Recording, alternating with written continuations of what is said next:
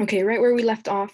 Now I'm going to be talking about some complement goods. So what I'm going to do here is I'm going to say, let's say this is this particular market that I've drawn is for hot dogs.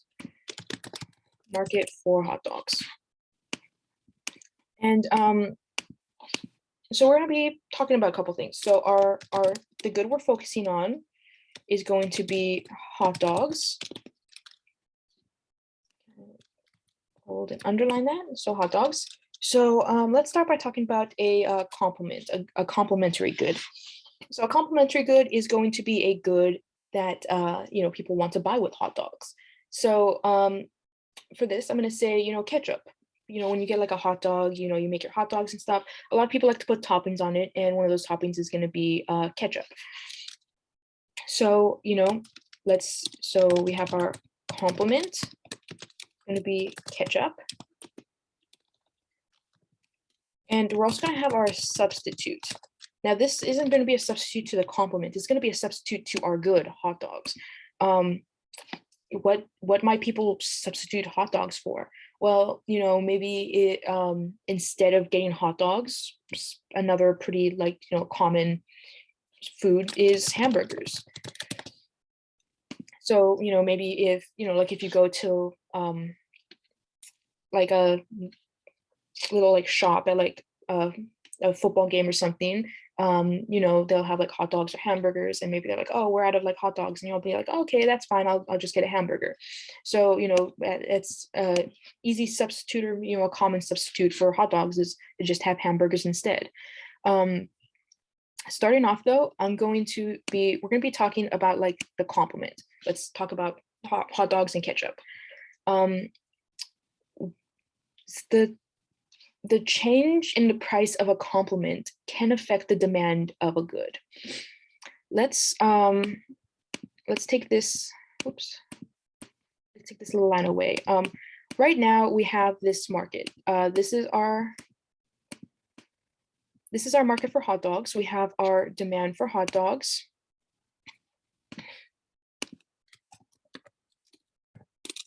Demand for hot dogs. And we have our supply of hot dogs, although we're not really going to be looking at a change in this supply of hot dogs right now.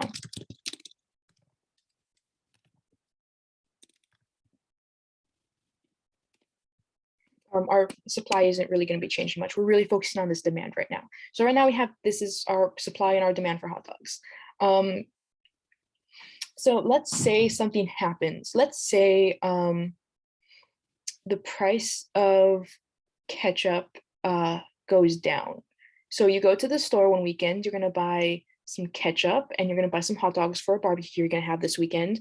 And you get there and you notice ketchup is on sale for like half off this weekend. And you're like, whoa, this is such a great deal. I can't pass it up. I should get some ketchup right now while it's like really affordable. So you put in all this ketchup, you get like twice the ketchup you were originally planning on getting. Instead of getting like one bottle, you get like 2 bottles of ketchup. And you can go get the hot dogs. And then you're sitting there and you're thinking, now I have like all this ketchup. I have to eat it before it goes bad. What am I going to do with all this ketchup so that I can eat it before it expires in my pantry?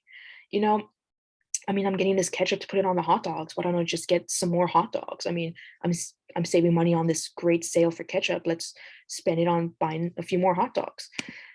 And so what has this done for your demand for hot dogs? Well, it's increased your demand for hot dogs. So before you were going to buy, say, this much, the price of hot dogs hasn't changed. It's still going to be like, $8 for a package of hot dogs. But before you were only going to buy like maybe 6 hot dogs in a package. And now the price for hot dogs is still $8, but now you're like, you know what? I'm gonna buy more hot dogs though. I'm gonna buy, maybe like the jumbo pack of hot dogs, which is 10 hot dogs. So what this has done is the price for ketchup went down. So the price for ketchup went down. This caused your quantity demanded of hot dogs to go up. see your quantity down here went up, even your quantity for hot dogs went up, even though the price of hot dogs stayed the same. And this is because, now you had more ketchup and, what we're going to do with all that extra ketchup. This is what you decided to do with the extra ketchup. Um, so now let's look at if this happens the other way. Let's say that instead the price of ketchup goes up. So, you're going, you're going to the grocery store. You're like, you're gonna have a barbecue this weekend. You have your budget all set. You're gonna buy a pack of hot dogs. You're gonna buy ketchup, and you already have your budget set. You have like $15 or whatever to buy all the supplies, or maybe $10. Ketchup isn't quite that expensive. And so you have like your budget all set. So you get there, you get to the ketchup aisle, and the normal size bottle you were going to get, that's like 20 ounces of ketchup, instead of being like $2, it's 2.50. And you're like, oh shoot, like I only have $10 with me, and I'm already going to spend $8 on hot dogs. Like, dang it, what am I going to do? So maybe you decide like, well, that's the only size bottle of ketchup that they have. They don't have any smaller bottles because everyone already came by and bought them all. So this is like the only size bottle like of ketchup I can buy. And I need ketchup for my hot dogs. So you're going to buy that bottle, and then you're going to go over to the hot dogs and you're going to say, oh man, for I already like spent like some of the money, like I don't have enough money to buy all the hot dogs. So I'm just gonna have to get a smaller pack of hot dogs because they have a smaller pack of hot dogs. So instead of buying like 6 hot dogs, you're gonna go and you're gonna buy like 4 hot dogs instead. And so what this is gonna look like with your demand curve was initially here, but now that the price is too high for ketchup, you have to buy fewer hot dogs. So again, we see the price of hot dogs did not change. It's still the $8 here. The price of hot dogs is still the $8, but instead of buying 6 like you were before, you're gonna get a smaller pack of hot dogs, and maybe only has like 4 hot dogs in it. So the price of the complement, the ketchup, went up, but the quantity of the hot dogs that you're gonna buy went down. You're gonna buy fewer hot dogs now.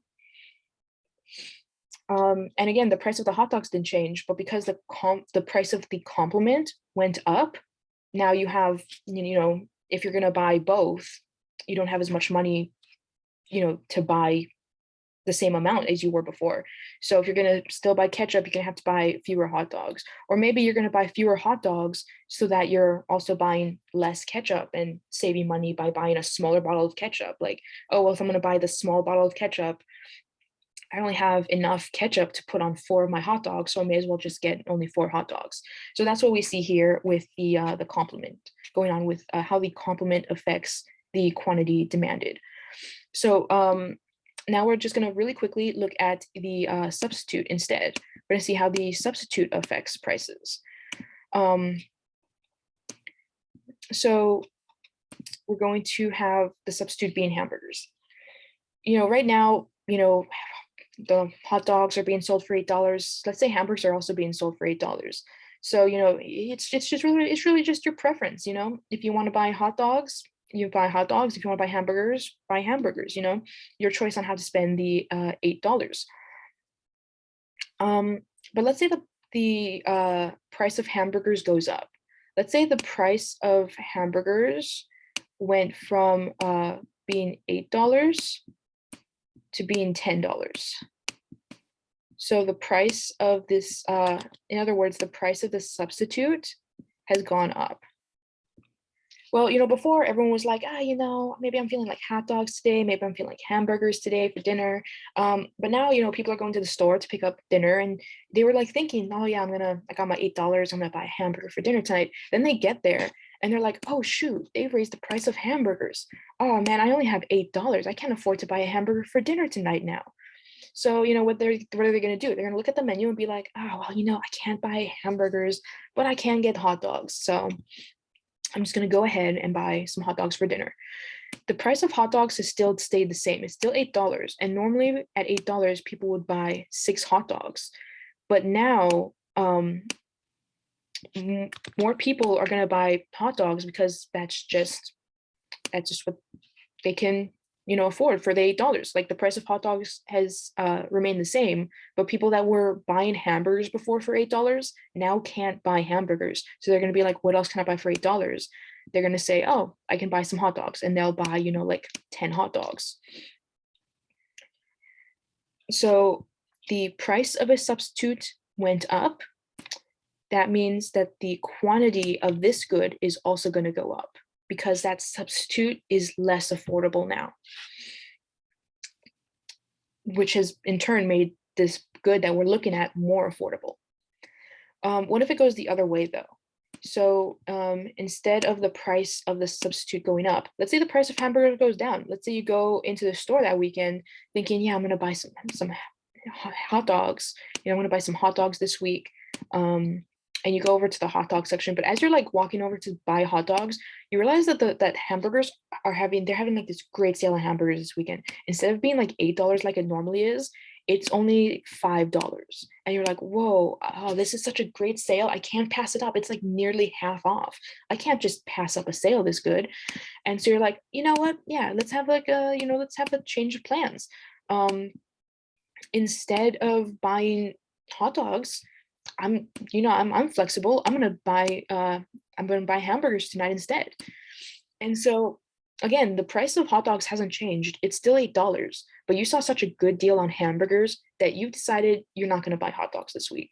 So what's happened to the quantity demanded of hot dogs is, with such a great sale, people are like, no, I'm gonna pass on the hot dogs this week.